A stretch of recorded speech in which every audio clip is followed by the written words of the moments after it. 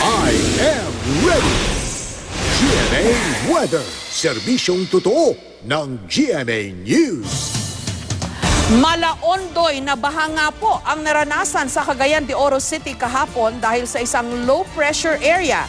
Alamin natin ang latest sa lagay ng ating panahon mula kay GMA resident meteorologist Nathaniel Cruz. Mang Tani. Salamat, Jessica. Nawala na nga yung pangalawang low pressure area na naging dahilan sa pagbaha sa Cagayan de Oro at ilang pang lugar dyan sa Visayas at Mindanao. At sa datos ng Pag-asa, nasa halos 72 millimeters ang dami ng ulang pumatak dyan sa may Cagayan de Oro. Simula yan ng alas 8 ng umaga hanggang alas 8 ng umaga kanina.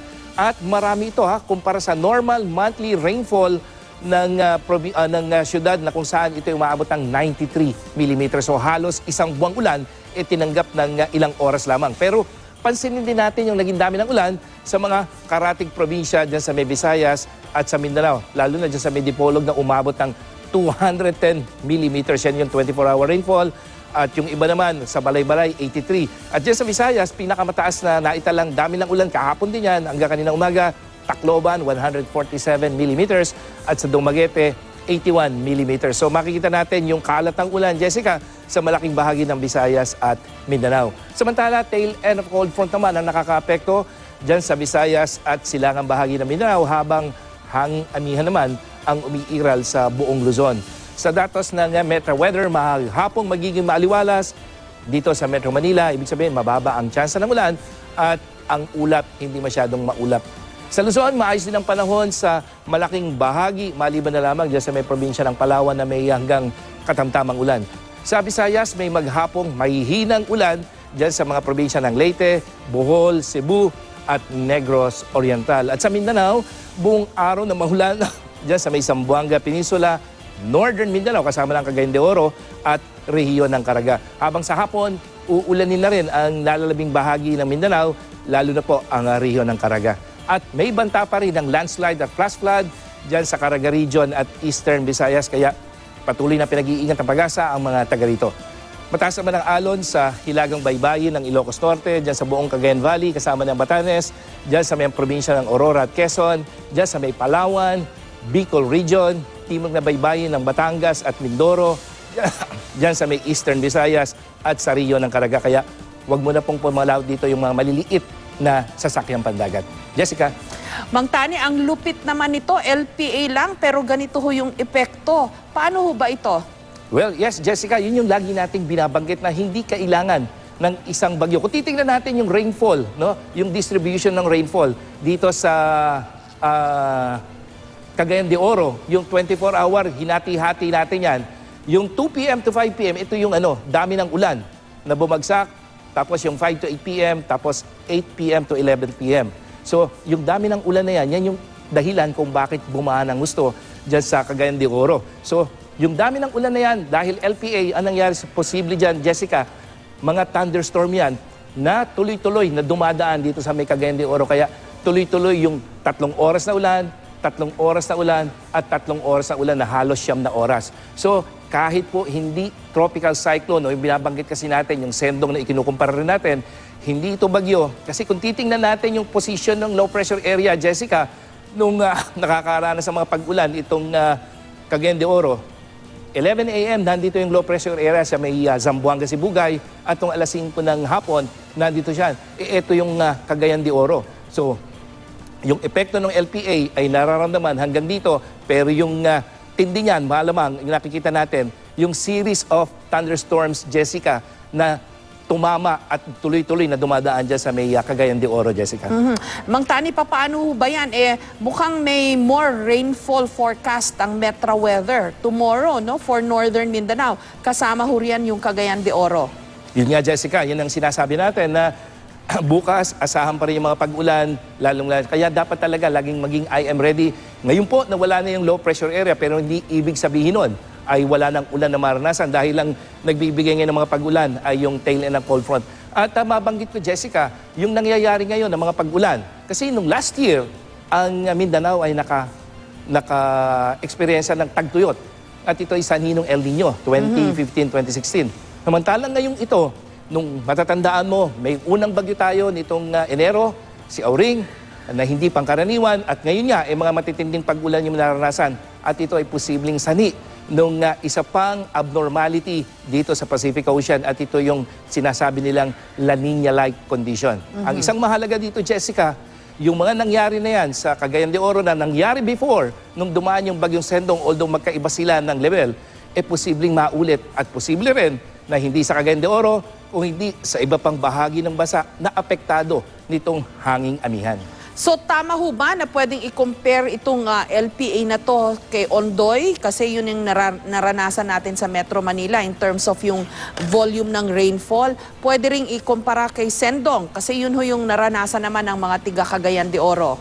Yes, Jessica. Ang ibig sabihin na hindi pwedeng magkaroon lamang ng flash flood nang walang weather system. So nagkaroon ng laking pagbaha sa Metro Manila dahil sa Tropical Storm Ondoy. Nagkaroon ng pagbaha dito sa Cagayan de Oro dahil sa Typhoon Sendong.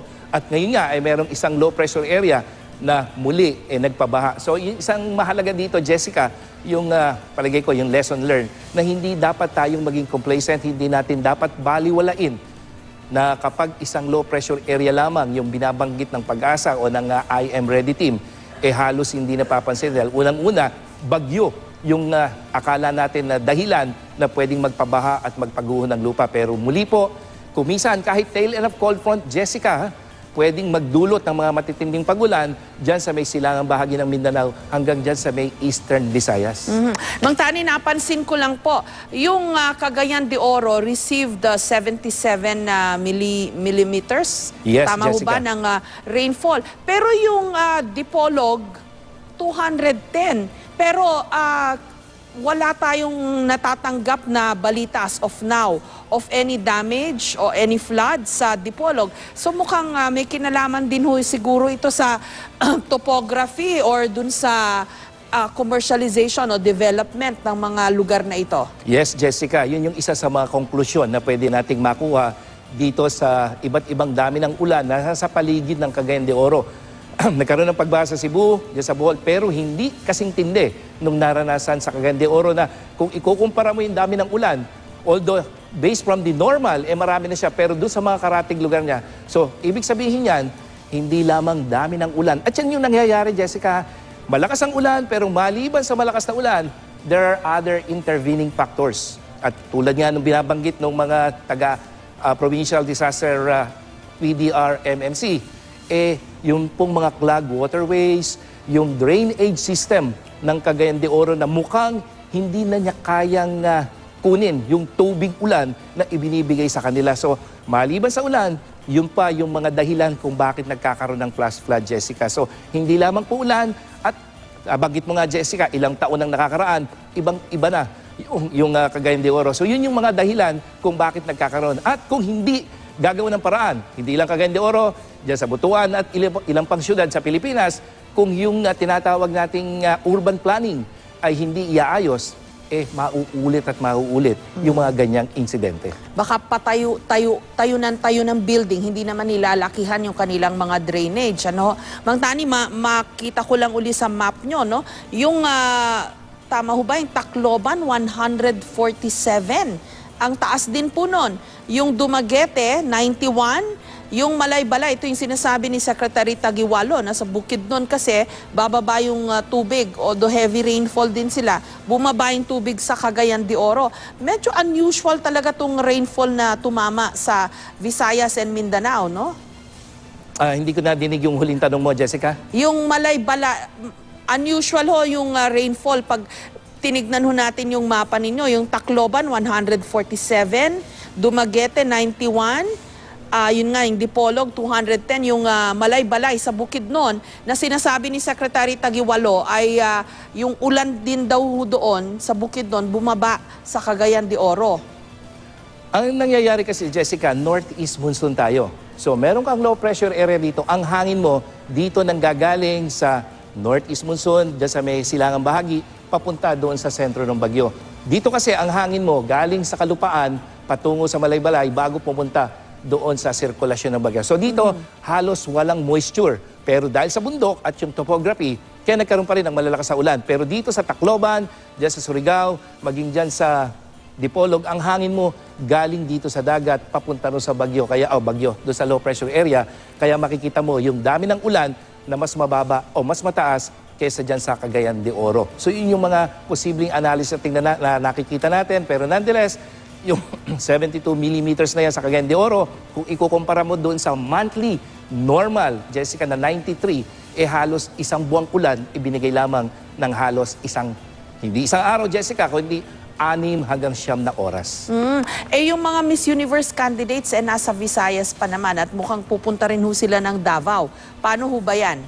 Yung kanilang outdoor activities? Alin, Jessica?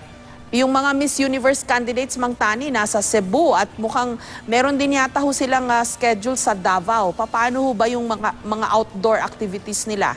Sa ngayon kasi, Jessica, ang nagbibigay ulan dito sa may eastern section ay yung tail end of cold front. So, posible yan, Jessica, kaya babantayan din yan ng I Am Ready. Kasi yun ang ginagawa namin na kung saan mga lugar papunta yung mga